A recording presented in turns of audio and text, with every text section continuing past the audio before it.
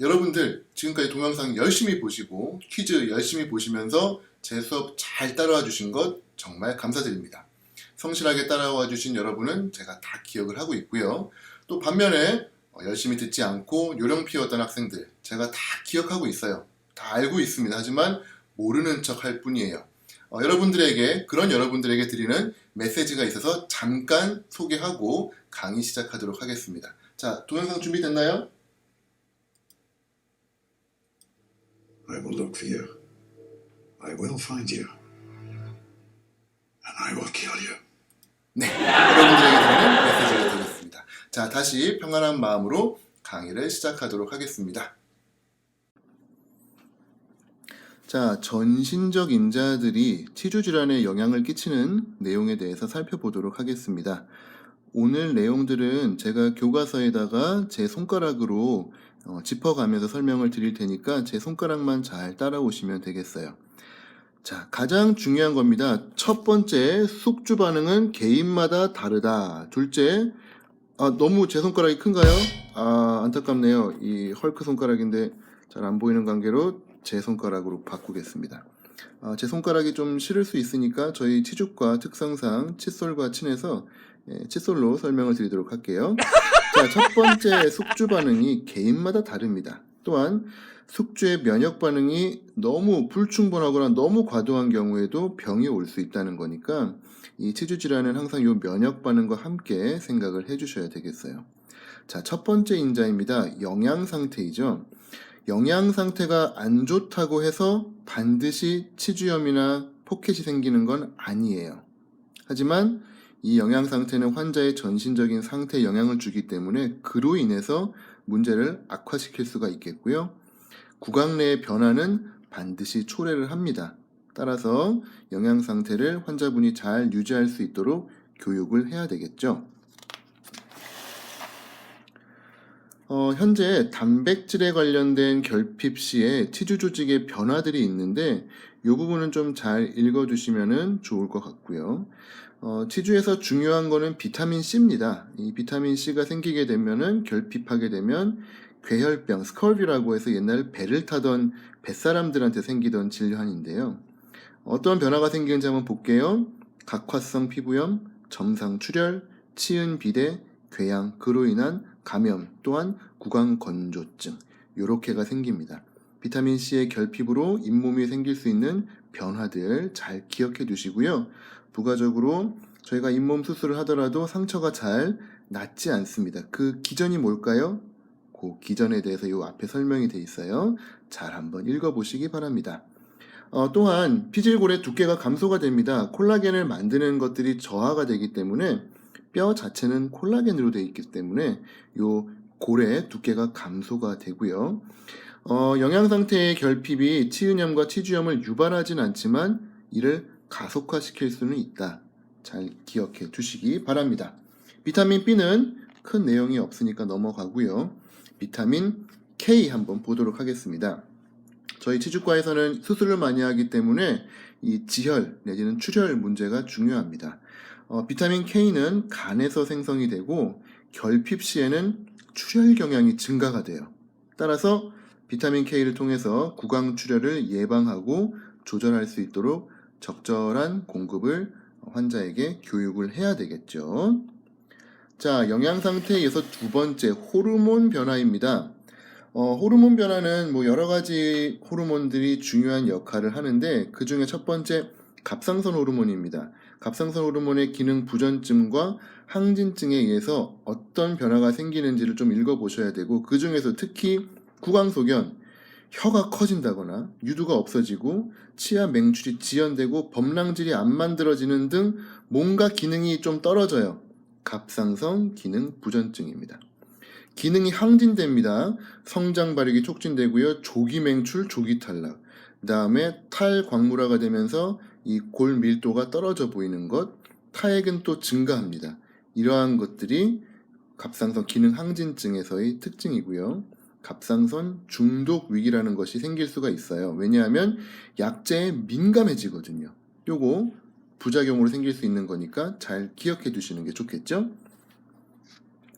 다음 호르몬 변화로서는 저희가 임신에 관련된 임신성 호르몬 변화에 따른 치은 질환입니다.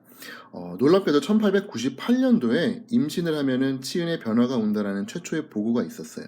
중요한 거는 임신했다는 것뿐만이 아니라 국소인자가 있어야 된다는 거예요. 즉 양치질이 뭔가가 좋지 않은 임산부에서 변화가 생기는 거지, 양치질이 엄청 좋은 분들은 임신을 하더라도 문제가 생기지 않는 겁니다.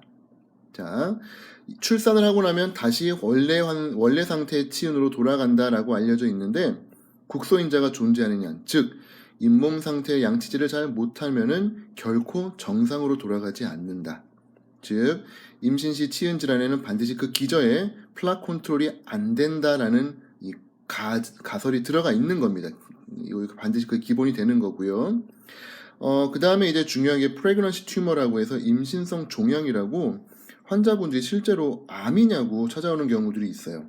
임신을 하게 됐을 때 이 치간유두와 치은 변연 쪽에서 정말 암처럼 생기는 이런 종양들이 발생을 합니다. 신기하게도 출산을 하면 싹 사라지죠. 자, 그 이후에 저희가 또 볼 수 있는 호르몬 관련된 것은 당뇨병입니다. 당뇨병은 뭐 호르몬 질환이기도 하지만 저희가 대사성 질환이라고도 하는데요. 인슐린이 관여를 하고 있습니다. 현재 당뇨병의 6번째 합병증을 치주질환이라고 할 정도로 당뇨병과 치주질환은 아주 밀접한 관계가 있고요. 당뇨병은 1형과 2형 두 가지로 나뉘고 성인들은 주로 2형이죠. 저희가 일반적으로 치과에서 보는 환자들은 거의 2형 당뇨병 환자라고 볼 수가 있습니다.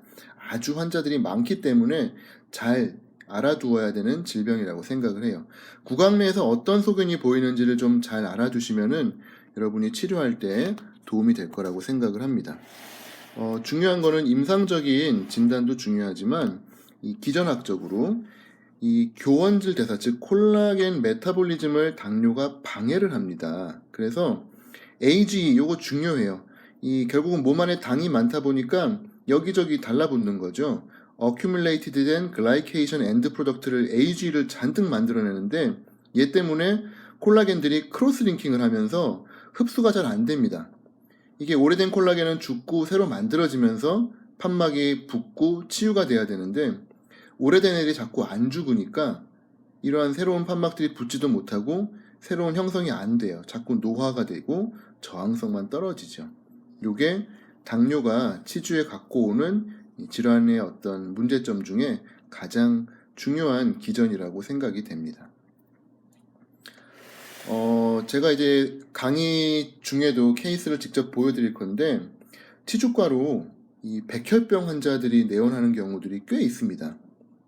백혈병이라고 하는 거는 백혈구 전구체가 이제 악성으로 자꾸 만들어져 가지고 이 순환 혈액 내에 미성숙 백혈구가 잔뜩 나오고, 요게 이제 다른 신체 부위에 널리 침투하는 거를 저희가 류케미아라고 표현을 하는데, 흥미롭게도 구강 쪽, 특히 치주 조직에 백혈병의 증상이 많이 발생을 해서 류케믹 진지발 인라주먼트라고 해서 백혈병 환자의 잇몸들이 이렇게 과다하게 크고 출혈과 궤양을 보이는 경우들이 많습니다. 일반적인 치주염이라고 생각을 하고 치료해가지고는 결코 해결할 수가 없겠죠. 백혈병인지 항상 의심을 해볼 필요가 있다는 겁니다. 수업 중에 실제 케이스 가지고 설명을 드리도록 할게요. 말씀드린 대로 치은 비대, 치은 출혈, 치은 궤양이나 감염 등의 현상들이 발생을 하니까 잘 알아주시면 되겠습니다. 또한 전신인자에서 치주질환을 영향 주는 어떤 팩터 중에 하나로 그 에이즈 내지는 HIV 감염을 들 수가 있습니다. 사실은 이제 그 환자 수가 저희가 늘 보는 것처럼 많지는 않죠. 1년에 뭐 한두 명 정도 그런 환자분들을 볼 수가 있는데, 흥미로운 거는 에이즈나 그 HIV 환자들의 경우 거의 두 명 중에 한 명은 구강 내 병소가 발생을 합니다. 또한 어떤 거는 HIV 감염 초기에 발생을 하거든요. 이런 것들을 보게 되면은 치과에서 어쩌면 HIV 감염 여부를 조기 발견해 줄 수 있는 역할도 할 수 있지 않을까라는 생각을 할 수가 있게 되고, 그거에 대한 가능성도 제가 강의 중에 설명을 드리도록 할게요. 네, 강의 중에 막 전화가 오네요. 이런 게 이제 또 생방송의 묘미죠. 자, 캔디다증이 HIV 내지는 에이즈 관련된 환자에서 흔히 생기는 부작용, 컴플리케이션 중에 하나인데, 아시겠지만 이 수도 멤브레인이 생기면서 요거를 살살살 문지르게 되면 하방에서 블리딩이 생기는 현상이 보입니다. 요런 거를 이제 예전에는 틀니를 오래 끼시고 양치질이 안 좋았던 환자분들이 캔디다, 아구창 이런 거를 이제 많이 앓으셨는데, 요즘은 오랄 하이딘이 좋으셔가지고 그런 환자분들이 많지가 않아요. 그렇기 때문에 요즘은 오히려 캔디다가 있으면 HIV를 의심을 해야 된다. 이러한 어떤 설명이 될 정도로 특징적인 질환이 되겠습니다. 그래서 이 캔디다 소견에 대해서 좀 잘 알아주시는 게 좋을 것 같고요. 마지막 토픽이 되겠습니다. 스트레스. 지난 시간에도 제가 설명을 드렸을 거예요. 스트레스와 이 심신장애로서 치주질환으로 많이 옵니다. 스트레스 때문에. 그 대표적인 예가 급성 괴사성 치은염, 트렌치 마우스라 그래서 옛날에 1차 대전 때 군인들이 극심한 스트레스를 받았던 하에 생겼던 질환 중에 하나인데, 요 ANUG가 대표적인 스트레스성 장애죠.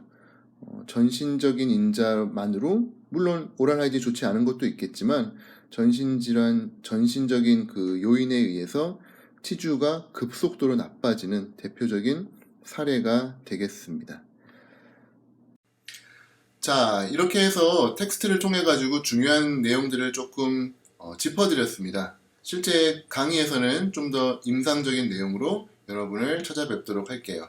오늘 했던 내용들은 여러분이 의료인으로서 반드시 알아야 될 내용이니까 너무 어려운데요 라고 생각하지 말고 오히려 내가 더 찾아서 공부해야겠다 라는 자세로 적극적인 학습에 동참해 주시면 감사하겠습니다. 자, 경청해 주셔서 감사합니다. 저희는 수업 시간에 만나겠습니다. 여러분 안녕.